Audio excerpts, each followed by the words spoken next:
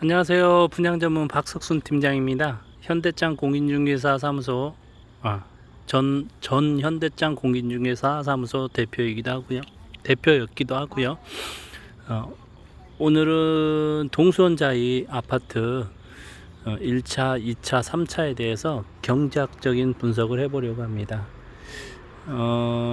제가 작년 초에 2월, 4월, 3월 달에 동영상을 하나 찍었었죠. 동수원 자이 아파트에 대해서요.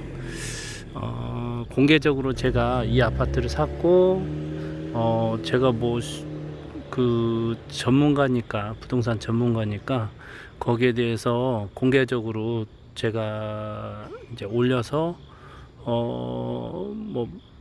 제가 구독자가 많지 않다 보니까, 시장 가격에 영향을 줄 정도는 그 정도가 아니잖아요.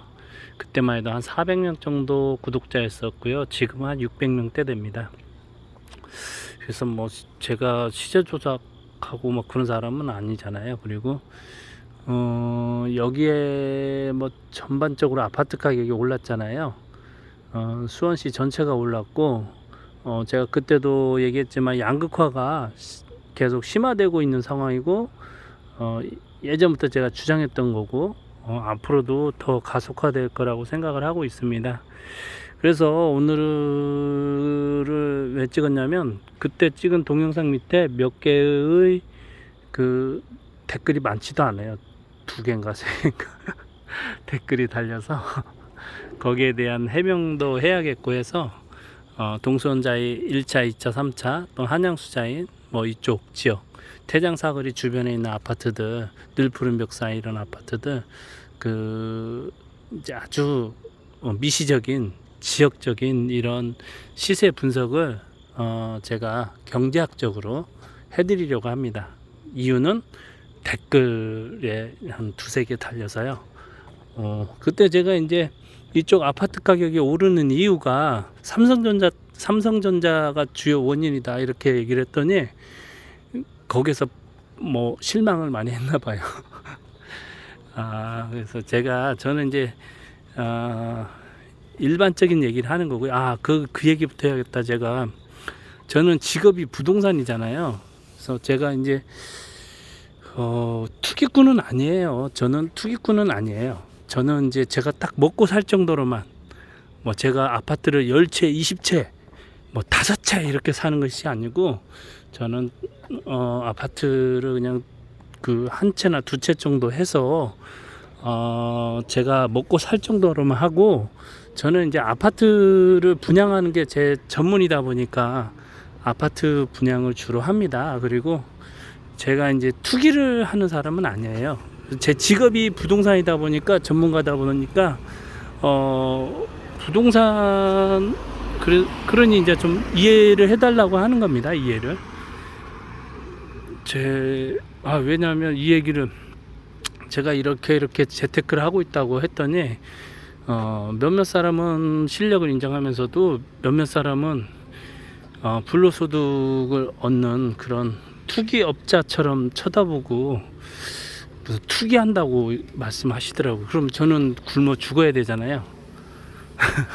저는 직업이 부동산인데, 그것도 투기를 하는 게 아니고 그냥 제가 한두 채 제 실수요 목적으로 하는 건데, 그걸 투기로 몰아가면은 저는 뭐 먹고 사는라는 얘기인지 조금 의아스럽습니다. 저는 그렇게 받아들이지 마시고, 그리고 제 유튜브를 보는 사람들에게는 조금 유익한 또 부동산 투자에 대해서 아주 쉬운 건데 모르고 있으니까, 누구나 할 수 있는 건데 모르고 있으니까 제가 알려드리려고 하는 거예요. 그래서 저처럼 하라는 건 아니고, 알고 계셨다가 여러분들 적극적으로 부동산 투자입니다. 투기 말고 투자를 하셔서 좋은 결과를 낳았으면 좋겠고요. 지금은 리스크가 많은 시기가 됐어요. 그래서 여러분들 리스크 관리도 해야 되는 건데, 아마추어하고 프로하고 차이점이, 부동산을 사는 시점과 매도 시점을 정확하게 모른다는 거예요. 아마추어들은 잘난 척 엄청 하죠. 아마추어도 알지도 못하면서 매도 시점과 매수 시점을 그런 거에 대해서 잘 알지도 못하면서 아는 척은 많이 하는 그런 사람들이 많죠. 그래서 지금도 뭐 매도 2년 전부터 매도하라는 유튜버들도 있어요. 답답한 사람들이지만 어쩔 수 없는 거죠. 그래서 오늘은 뭐 그런 얘기 남 비방할 건 아닌 것 같고, 오늘은 제가 살고 있는 우리 아파트 동선자의 1차, 2차, 3차 이쪽 아파트를 경제학적인 분석으로 여러분들께 뭐 삼성전자 때문이다 이렇게 얘기하니까 웃는 사람이 있어서 제가 거기에 대한 해명을 해보려고 합니다. 그리고 또 댓글에 그게 달렸더라고요. 1차, 2차, 3차에 대해서 분석 좀 해달라 이런 댓글이 있어서 오늘 1년 6개월 만에 동선자의 1차, 2차, 3차에 대해서 동영상을 찍도록 해보겠습니다. 쉽게 말해서 이제 우리나라 경제학적으로 보면요, 총수요와 총공급에 대해서 분석을 해봐야 되는데요. 총수요 측면에서는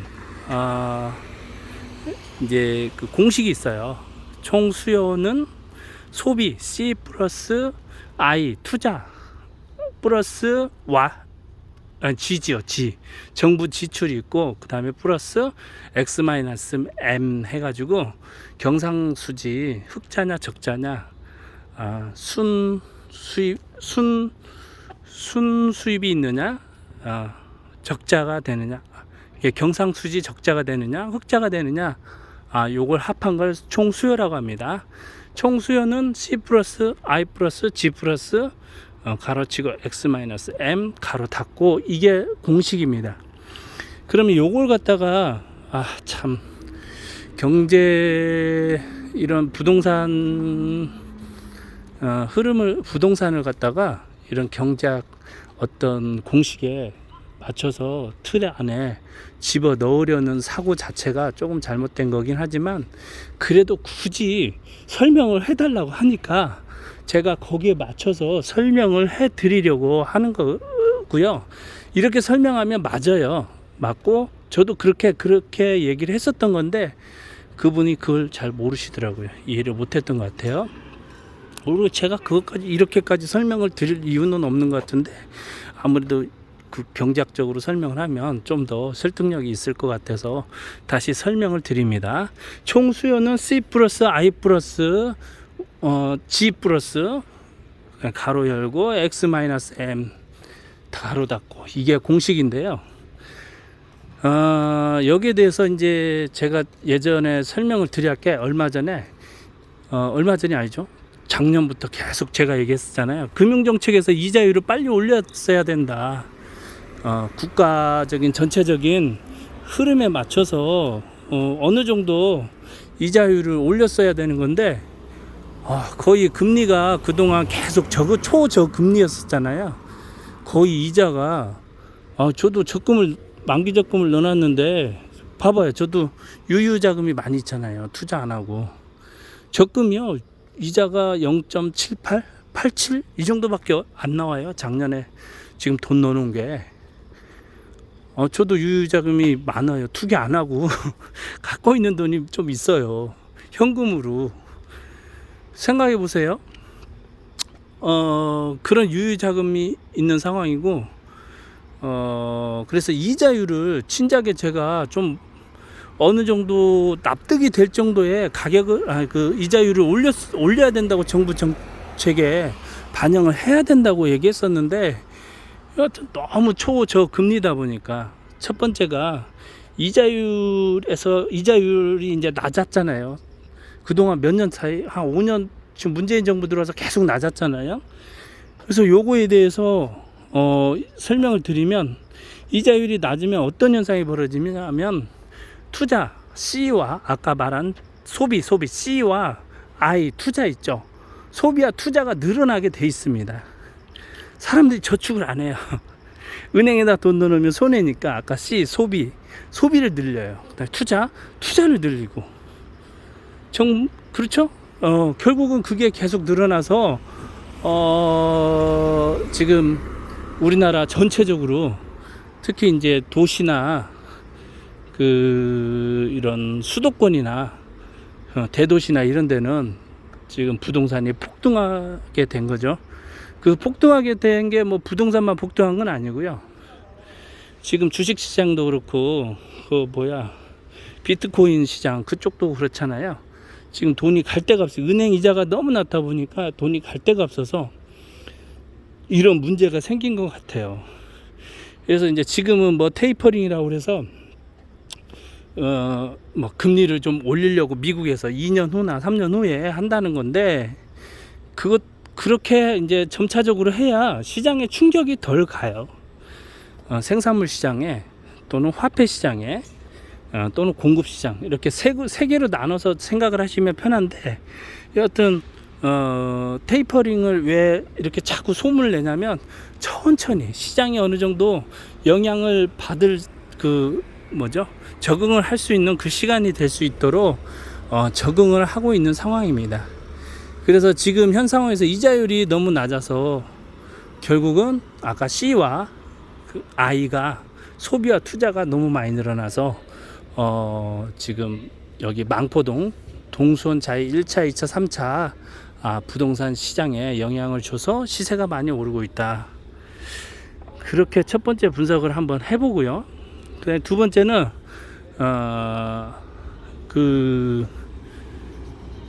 자산 효과인데요. 자산 효과 또는 피구 효과.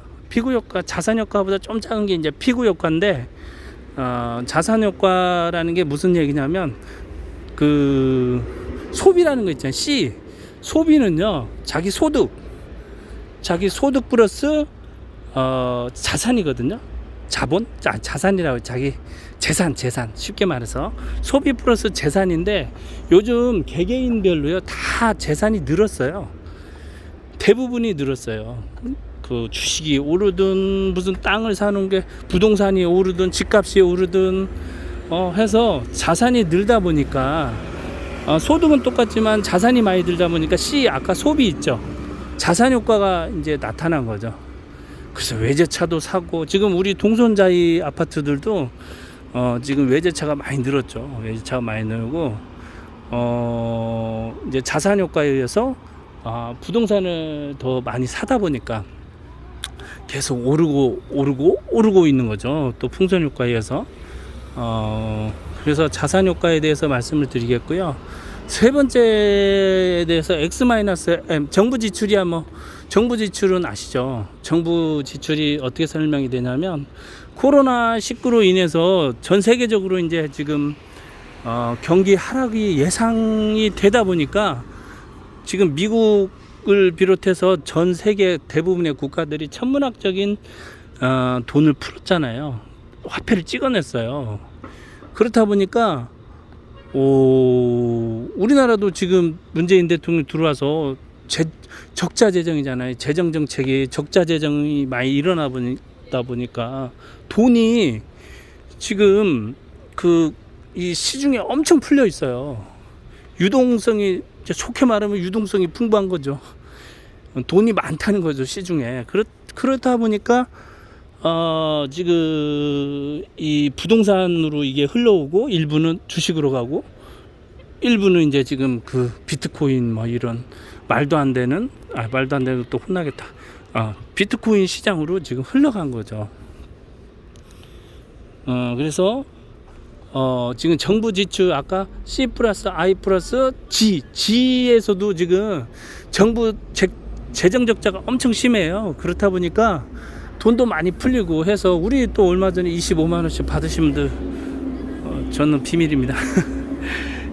받으신 분들도 계시고 안 받으신 분들도 계시는데, 여튼 받든 안 받든 그건 크게 중요할 수도 있지만, 여하튼 정부 지출이 많아졌잖아요. 그래서 동수원자의 1차, 2차, 3차에 대해서도 영향을 미치고 있습니다. 분명히 미치고 있습니다. 그게. 그 다음에 이제 제가 부동산에 대해서 이제 일반인들이 자꾸 간과하는 게 있는데요. 네 번째 X-M이에요. 경상수지 흑자. 제가 보기에는 이게 제일 센 것 같아요. 우리나라가 이제 지금은 중산 국가? 뭐라 그러지? 개도국이라고 안 하잖아요. 지금 우리나라를 선진국이라고 합니다. 우리나라가 이제 민주화됐고 선진국이 됐어요. 잘 사는 나라죠. 지금은 실질 구매력에서 일본은 앞서고 있고요. 실질 GDP에서 일본은 앞서고 있어요. 일본을 따라잡았다는 참 고무적인 나이 연세 있으신 이제 어르신들은 이런 날이 오리라고는 생각 못했을 거고, 젊은 세대들은 인지를 못하고 있겠지만 여하튼 우리나라가 지금 제가 왜 화면을 자꾸 움직이냐면 사람들이 왔다 갔다 해서요. 여하튼 우리나라가 선진국에 진입을 했습니다. 결국은 쉽게 말해서 X-M에서 우리나라가 1년에 70조에서 100조 정도가 우리나라로 유입이 되고 있어요. 경상수지 흑자가 이루어지고 있잖아요. 그래서 우리나라 전체적으로 1년에 70조, 100조가 쌓이고 있는 거예요. 특히 올해는 또 여느 때보다 훨씬 또 경제 성장률이 높을 것 같아요. 그래서 또 올해도 어마어마하게 또 돈을 벌어들였겠죠, 우리나라에서. 그 대표적인 기업이요, 삼성전자예요. 삼성전자.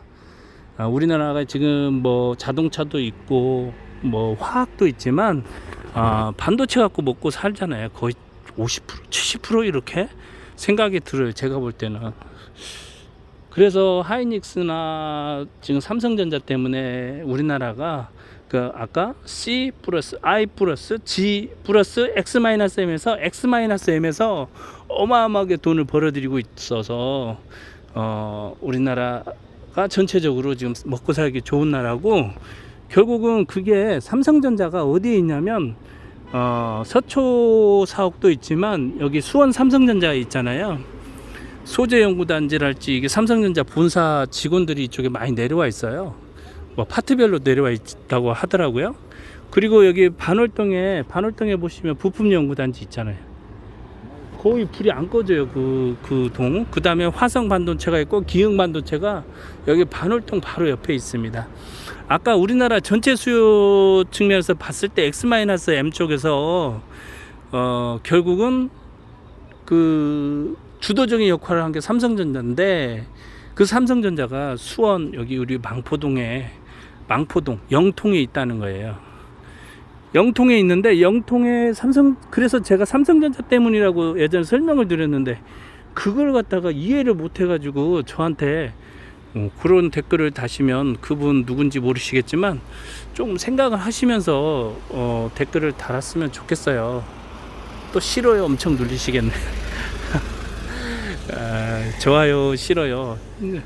좋아요 좀 눌러요. 좋아 좀 구독도 누르시고. 오늘은 제가 다시 말씀드리지만 아마추어와 프로의 차이는 매도 시점과 매수 시점. 프로도요, 그 전문가도 매도 시점과 매수 시점 모릅니다. 몰라요. 저는 예측이 됩니다. 저는 돼요. 사기꾼 같죠? 사기꾼인가? 네. 죄송합니다. 그냥 믿거나 말거나 그렇게 해주시면 고맙겠습니다.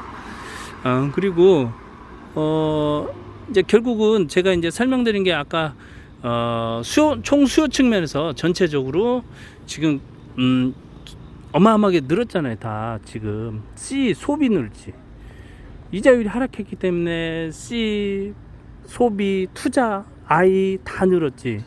그 다음에 아까 정부 지출 코로나 때문에 엄청 했지. 결국은 우리나라가 또 선진국이 되다 보니까 반도체가 잘 호황이다 보니까 X-M 거기에서 경상수지 흑자가 어마어마하지 매년. 그래서 우리나라가 이렇게 부동산이 오를 수밖에 없는 상황이에요. 오를 수밖에 없어요. 우리나라뿐만 아니라 딴 나라도 일부가 그런 나라들이 많이 있겠죠. 전 세계적으로 많이 올랐을 것 같아요. 근데 이걸 갖다가 정부가 이걸 갖다가 알고 잘 대처를 했어야 되는데, 이거 기본적으로 부동산에 대해서 경제 쪽에서 잘 모르다 보니까, 그 다음에 너무 또 이쪽 수출이나 이쪽 생각하다 보니까 또 일부러 좀 방치한 면도 있어요. 제가 볼 때에는 정부에서 일부러 방치한 거예요. 그래서 양극화가 초양극화가 진행이 돼 버렸는데 요 몇 년 사이에 이제 그 집이 아파트를 못 샀던 사람들은 그냥 벼락거지가 되는 거고 또 몇몇 사람들은 집을 뭐 10채 20채씩 산 사람들은 벼락 부자가 되는 거고 뭐 그렇게 해봐야 큰 뭐 차이는 없습니다. 인생은 살다 보면 뭐 부자나 가난한 자나 그거 먹고 사는 건 큰 차이는 없는 것 같아요. 제가 볼 때 그냥 부러워하지만 않으면 됩니다. 괜히 부러워할 필요는 없고요. 그래서 이제 다시 미시적으로 들어와서 자, 동수원자의 1차, 2차, 3차에 위와 같은 우리나라 총수요에 영향을 주는 이자율 하락, 또 정부 지출이 늘어났고 수출이 늘어났고 그런 것들이 영향을 미쳤던데 그 중에 주도적인 기업이 삼성이었기 때문에 우리 망포동에 동수원자의 1차, 2차, 3차가 많이 늘었다. 이게 이제 총 수요 측면에서 그 분석을 해본 건데요. 이것도 이제 통화학파라고 있어요. 이제 경제학에는 그 ISLM 모형 같은 경우는 케인즈학파 모양이고 이제 화폐 시장이 있거든요. 화폐 시장은 이제 신고전학파로서 통화학파라고 하는데 그쪽에서 주장하는 거거든요. 그래서 이제 그 재정 정책이나 금융 정책, IS 곡선이 뭐 이렇게 똑바로 서 있느냐, LM 곡선이 똑바로 서 있느냐, 뭐 이렇게 눕혀 있느냐, 이런 차이인데요. 요것은 각 학파별로 차이가 있는 건데 요것까지 여러분들에게 이거 경작 시험 보는 게 아니기 때문에 이거 설명을 해 드릴 필요는 없는 것 같아요. 그래서 ISLM 모형에 대해서는 통화학파 뭐 이쪽 케인즈학파 이런 얘기는 할 필요가 없는 것 같고 다음에 총 공급 측면에 대해서 설명을 드려야 할 것 같아요. 이제 총 공급이라는 것은 뭐냐면 노동과 자본 그리고 기술, 노동, 자본, 기술이 있는데 이제 총 공급 측면에 대해서 이제 분석을 한번 해보면 되죠. 이쪽 망포동. 그래서 망포동 동수원자의 1차, 2차, 3차는 경제학적으로 봐서 굉장히 좋은 위치에 있고 앞으로도 성장 가능성이 있고 요 바로 앞에 보이는 데가 태장 사거리인데요. 여기에 이제 그 동탄 트램이 확정이 됐어요. 얼마 전에. 그래서 이쪽에 지금 저기 보이는 곳에 트램이 들어오는데 트램은 잘 모르시죠? 이제 이게 그 노면 전차라고 길 위로 다니는 전차라고 생각하시면 되고요. 전기로 움직입니다. 친환경적이고요. 공사비가 조금 들어요. 공사비가 조금 들고 그 다음에 사람들 5량 정도 다녀요. 그래서 생각보다 사람들을 많이 싣고 다니고 이게 신호 있잖아요. 우선이에요. 신호를 안 거치고 가는 경우가 많기 때문에 시간 단축도 되고 요게 이제 망포역과 어디를 연결하냐면 저 동탄역까지 연결하잖아요. 병점역도. 그래서 이제 우리 망포동에 사시는 분들은 동탄역까지 가서 KTX도 타고 SRT도 타실 수 있는 GTX도 탈 수 있는 그런 게 되는 거죠. 그래서 이제 좋다는 얘기인가? 동수원자 1차, 2차, 3차가 여하튼 미래의 성장성이 있다. 2027년도에 트램인 여기 들어오니까 거기에 대해서 만족을 하시면 될 것 같고 이제 여하튼 뭐 저도 여기 트램 들어오는 거에 대해서 제가 주장 많이 했던 사람이잖아요. 그래서 여하튼 여러 사람들 정치인들 또는 수원시 관련자들 또 국민의힘 무슨 당협위원장님이나 또 민주당 뭐 그 현역 의원님이시나 모두 고맙습니다. 우리 동수원자의를 위해서 일해 주셔서 사실은 그 아시잖아요. 국민의힘 그 뭐죠 당협위원장님이 그 얘기를 할 필요 없구나. 하여튼 그런 분인데 제가 옛날에 공약에 넣었었거든요. 트램 역을 여기다 만들자. 여하튼 실현이 돼서 개인적으로 굉장히 기쁩니다. 내가 늦자고 한 건가? 건의를 한 거죠. 건의를 한 거고 그분이 이제 받아들인 거고. 그래서 개인적으로 굉장히 만족스럽습니다. 실현이 돼서요. 어차피 들어올 거라고 다 예상을 한 건데 실행을 안 하면 또 안 되는 거니까 다행입니다. 다행이고 2027년도에 우리 트램역이 들어온다고 합니다. 태장역에. 기쁩니다. 화이팅 하시고요. 그런데 동수원자의 1차, 2차, 3차 어디가 더 좋느냐, 왜 1차, 2차, 3차에 대해서 분석해달라 이런 얘기가 있는데요. 뭐 독인 객인입니다. 독인 객인, 이게 좋다 저게 좋다고 할 수는 없고요.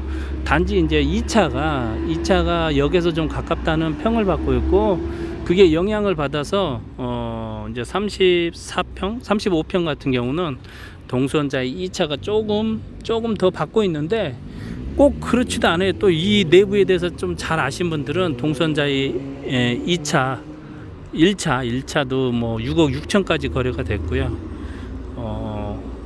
제가 샀던 48평 160제곱미터 공구 면적이 그 8억을 찍었더라고요. 여하튼 뭐 잘된 일인가? 제가 1년 전에 작년 봄에 공개적으로 얘기했잖아요. 4억 4천에 샀는데 여하튼 이쪽이 다른 지역에 비해서 여하튼 많이 오를 수 있는 지역이에요. 많이 오를 수 있는 지역이고요. 또 궁금한 게 생기죠. 매도 시점 또는 매수 지금도 따라잡아야 되느냐. 또 아까 제가 수수께끼를 냈잖아요. 총 공급 측면에 대해서 분석을 해야 되니까. 아마추어들은 모르죠. 모르죠.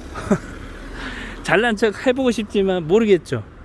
그렇죠. 그래서 그분들이 알아서 할 거고, 좋아요, 구독 눌러주시면 고맙겠고요.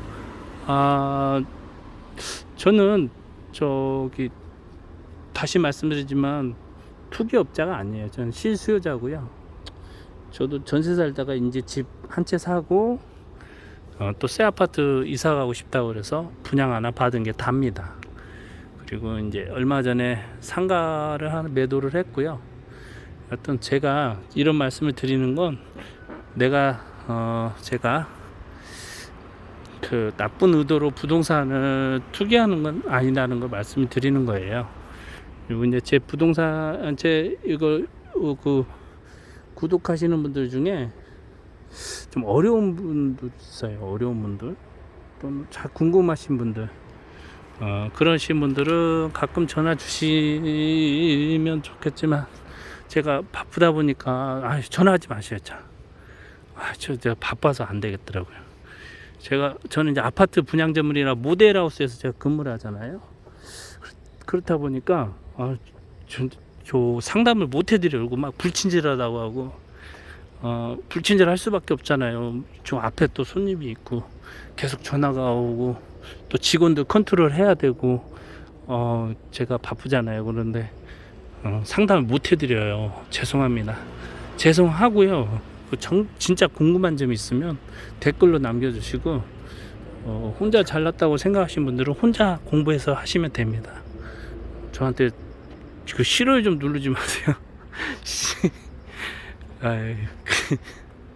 뭐 때문에 왜 싫어요를 누르는지 모르겠지만, 자, 한가위입니다. 여러분들 행복하시고 건강하시고, 올해 마무리 잘 하시고, 이제 조금만 이틀만 있으면 완전히 보름달이 될 것 같아요. 여러분들 행복하시고요.